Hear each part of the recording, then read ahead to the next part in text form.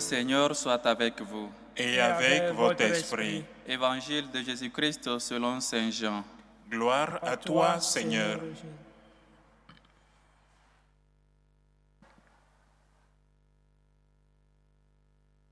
En ce temps-là, Jésus disait à Nicodème, « Nul n'est monté au ciel, sinon celui qui est descendu du ciel, le Fils de l'homme.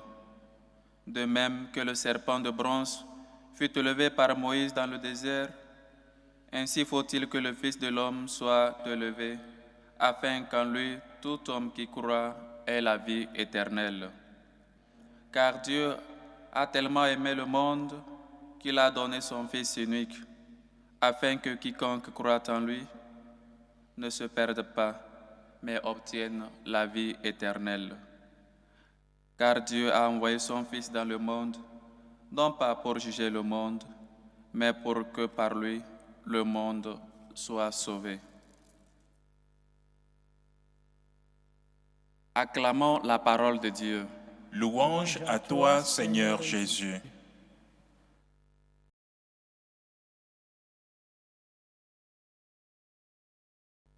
Chers frères et sœurs, en ce dimanche de la croix glorieuse, de l'exaltation de la Sainte Croix,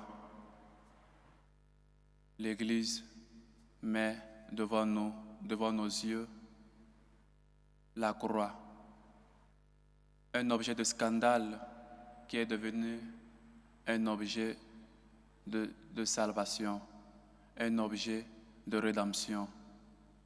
La croix, le Seigneur a choisi ce scandale, le Seigneur a choisi nous sauver en acceptant la croix, en acceptant mourir sur une croix par amour pour moi, par amour pour toi.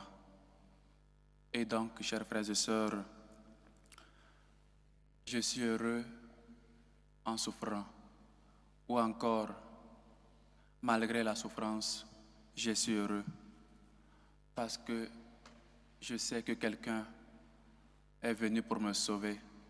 Quelqu'un est passé par cette souffrance, par la plus grande des souffrances, pour me sauver. La croix est la réponse de Dieu à l'homme contemporain, à l'homme qui ne veut pas souffrir, à l'homme qui n'accepte pas la croix, qui n'accepte pas des souffrances dans sa vie. La croix est le signe de la solidarité de Dieu avec l'homme. Dieu ne regarde pas la souffrance de l'homme à distance. Dieu n'est pas quelqu'un qui est loin et qui te dit, ou qui regarde ta souffrance sans compassion, sans miséricorde. Bien au contraire, il nous a dit, celui qui veut me suivre, qu'il prenne sa croix et qu'il vienne à ma suite. C'est donc, frères et sœurs, aujourd'hui, faire une action de grâce au Seigneur pour la souffrance dans nos vies.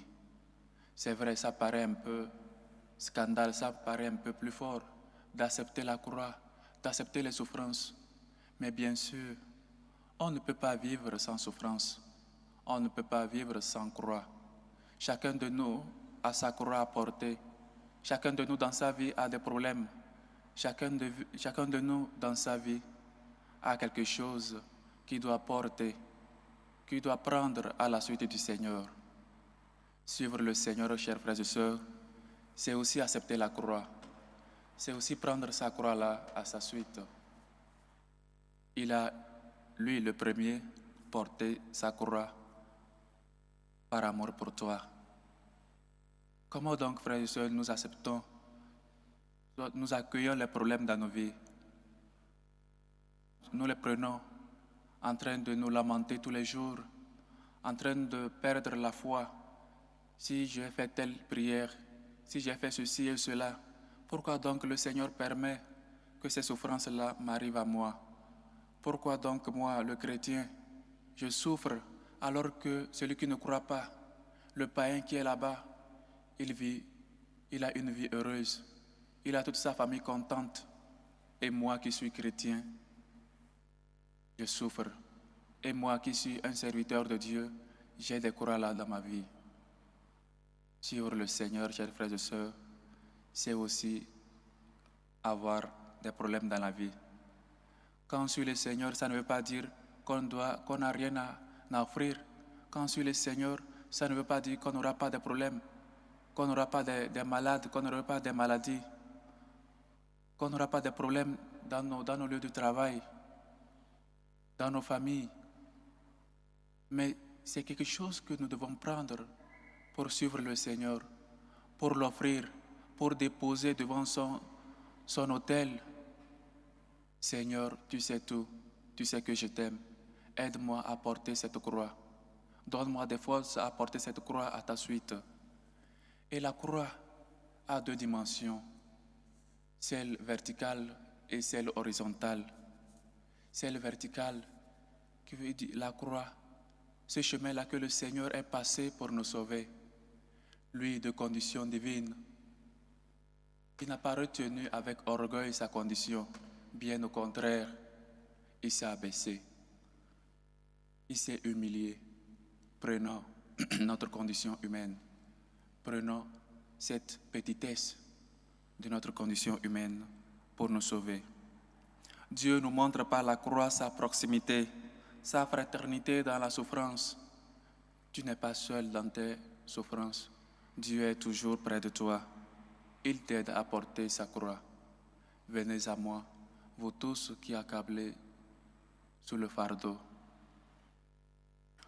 La souffrance est le chemin. Un scandale qui est devenu chemin, un scandale qui est devenu triomphe du Christ. La souffrance, la croix, est le chemin par lequel Dieu est sorti à notre rencontre, est le chemin par lequel Dieu est sorti rencontrer l'homme dans sa souffrance, dans sa petitesse. Dieu ne nous laisse pas seuls dans les moments de souffrance, chers frères et sœurs. Faisons-lui confiance. Fais un acte de confiance dans le Seigneur quand tu passes des moments difficiles, quand tu passes par cette nuit obscure-là, où tu penses, où tu espères, tu n'espères plus en rien, où tu penses que tout est fini pour toi. Le Seigneur porte ta croix, veut t'aider à porter ta propre croix. Demande-lui donc de l'aide.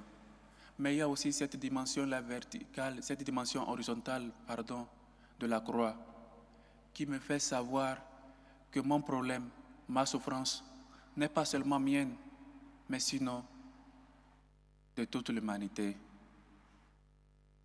Avec ma souffrance, je me fais un avec les autres. Jésus nous fait découvrir que notre souffrance, que ma souffrance, est aussi la sienne, qu'il ne me laisse pas seul, qu'il est toujours avec moi.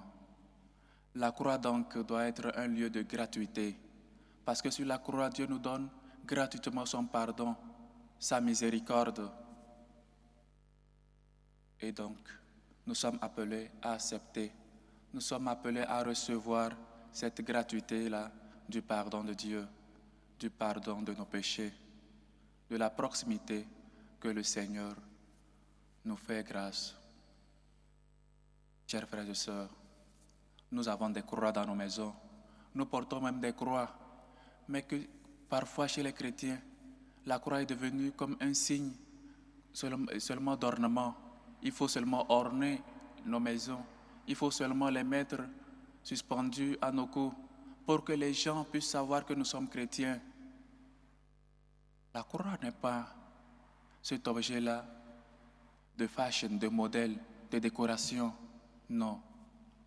La croix doit m'appeler, doit m'interpeller à savoir que c'est le chemin par lequel le Seigneur est passé pour me sauver. Que ce scandale, la croix était vue comme un scandale.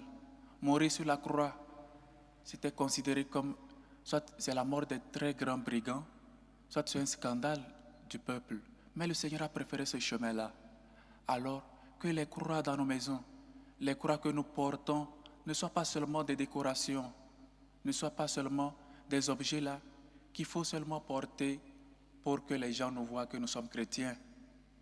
Mais il faut que ces croix-là aient ce sens la significative, que cela nous interpelle à savoir le chemin par lequel est passé notre Sauveur, le chemin par lequel nous sommes appelés nous aussi à passer. Il faut donc, frères et sœurs, assumer parfois les souffrances dans nos vies. Il faut donc porter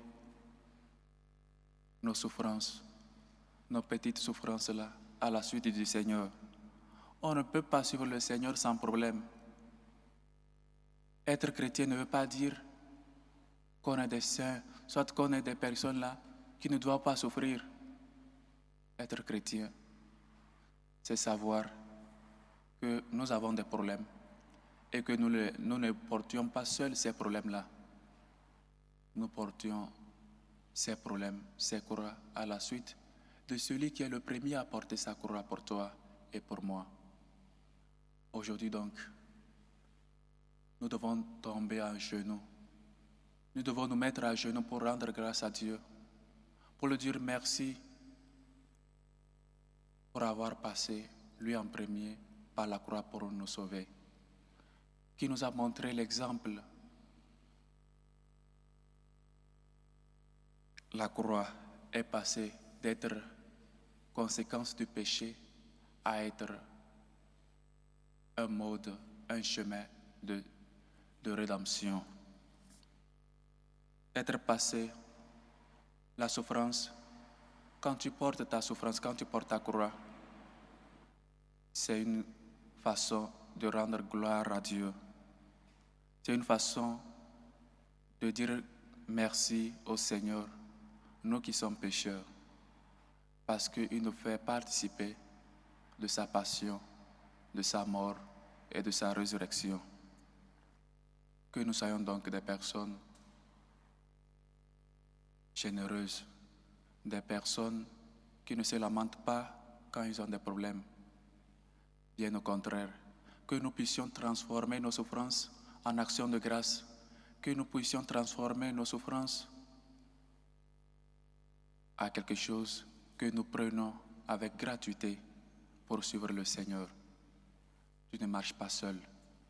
Tu n'es pas seul dans cette vie. Tu ne souffres pas seul. Le Seigneur est proche.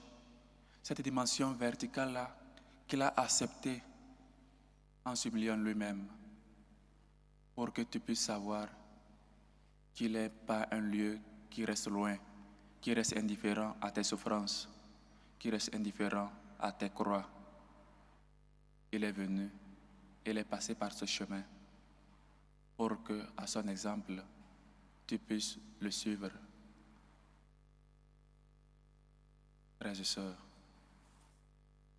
que nous puissions porter nos croix. Les croix que nous mettions dans nos maisons soient un signe, comme dans le désert, les fils d'Israël, après avoir péché contre Dieu et après avoir demandé à Moïse d'intercéder pour eux, que ces croix-là soient comme la croix que Moïse a faite, pour que celui qui aura la morsure du serpent regarde cette croix et qu'il soit sauvé.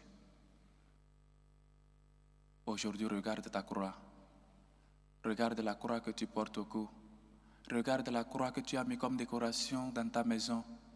Quand tu as cette morsure-là du péché, quand tu as cette morsure-là des souffrances, regarde la croix, parce qu'il est venu pour nous sauver et pour que nous ayons la vie en abondance. Puissions-nous être des vrais chrétiens, être des chrétiens qui acceptent la souffrance, qui acceptent la croix, qui acceptent de prendre ces croix-là à la suite du Seigneur, sans récriminer, sans se lamenter, mais avec allégresse, avec joie, parce que nous savons que c'est le chemin par lequel notre Sauveur est passé pour nous rendre la liberté, pour nous sauver. Soyons donc des gens qui regardent la croix tout au long de leur vie sur cette terre.